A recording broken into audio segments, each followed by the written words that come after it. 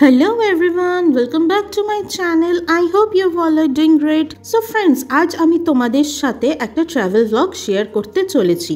আর আজ থেকে কিছুদিন শুধু ট্রাভেল ব্লগই আসবে। আশা করি তোমাদেরও ব্লগগুলো দেখতে ভালো লাগবে। তো 2 ফেব্রুয়ারি আমরা গেছিলাম গ্যাংটক ঘুরতে। আমাদের রাত 11টার সময় ব্যান্ডেল থেকে ট্রেন ছিল টু এনজেপি। সো আমি ফুললি রেডি হয়ে গেছি আর এইটা হচ্ছে আমার ওওটিডি। আর রুমটাকেও ভালোভাবে লক করে দিয়েছি আর বেডের ওপর একটা চাদরও পেতে দিয়েছি যাতে বেডটা নোংরা না হয়। আর আমাদের গাড়িও এসে গেছে যেটা আমাদের ব্যান্ডেল স্টেশনে ছেড়ে দিয়ে আসবে। So let's go.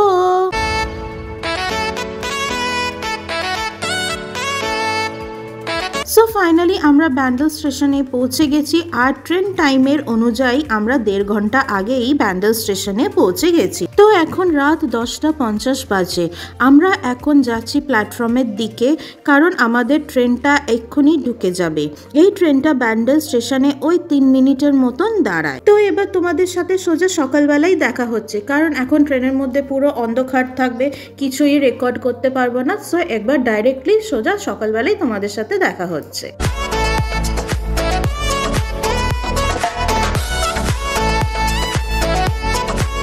Good morning everyone. তো এখন বাজে সকাল 7:30 আর কিছুক্ষণের মধ্যেই আমাদের ট্রেনটা এনজেপি পৌঁছে যাবে। সো ফাইনালি আমরা এনজেপি পৌঁছে গেছি। এবার স্টেশন থেকে বেরিয়ে একটা ক্যাব বুক করতে হবে যেটা আমাদের ডাইরেক্ট গ্যাংটক নামিয়ে দেবে।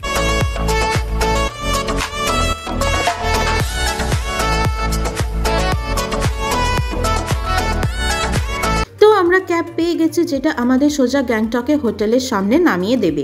এনজেপি থেকে গ্যাংটক পৌঁছাতে ওই অলমোস্ট 4 ঘন্টার মতন লেগেছিল।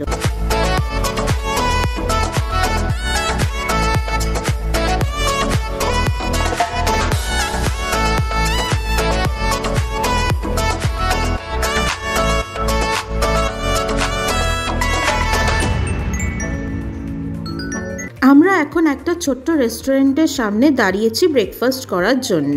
আর এই দেখো রেস্টুরেন্ট থেকে কি সুন্দর পাহাড়ের ভিউটা, জাস্ট অ্যামেজিং।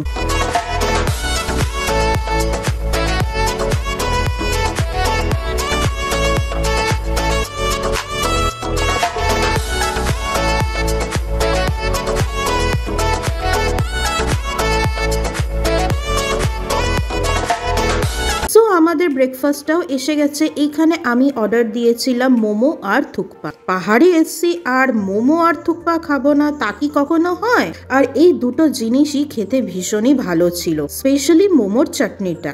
কারণ এই মোমোর চাটনিটা এখানকার স্পেশাল চিলি দিয়ে বানানো হয়েছিল যেটার নাম ডালে ক্রোসানি। এই চিলিটা সিকিম ছাড়া আর কোথাও পাওয়া যায় না। তো আমাদের ব্রেকফাস্ট কমপ্লিট। আবার আমরা আমাদের জার্নিটাকে স্টার্ট করলাম। এখনো আমাদের অনেকটা যেতে হবে, ওই প্রায় 3 ঘন্টার মতন।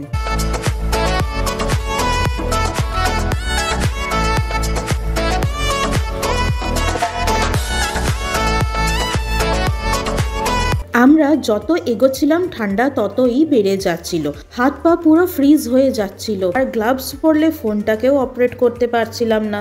আর যখন গ্লাভস গুলো খুলে রাখছিলাম তখন মনে হচ্ছিল যে কেউ আমার হাতগুলো জোরে ধরে রেখেছে, মানে বলছিল যে তোর হাত ইউজ করতে হবেই না।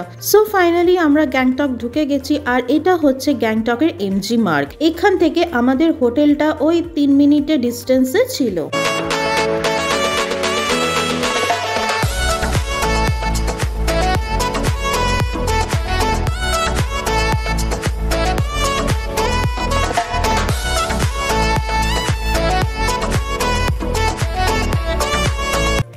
হোটেলে চেকিং করে গেছি আর এটা হচ্ছে আমাদের room for a few days. এই রুমের উইন্ডো থেকে কাঞ্চনজঙ্ঘার রেঞ্জটাও দেখা যায়, বাট ফগি ওয়েদারের জন্য সেটা দেখা যাচ্ছিল না। তো আমরা এখন ফ্রেশ হয়ে একটু রেস্ট নিয়ে নেব কারণ অনেকটা জার্নি করে এসছি, তো তারপর ট্রেনেও সেরকম ঘুম হয়নি, তাই টায়ার্ডও লাগছিল। এই জন্য আমরা একটুখানি রেস্ট নেব।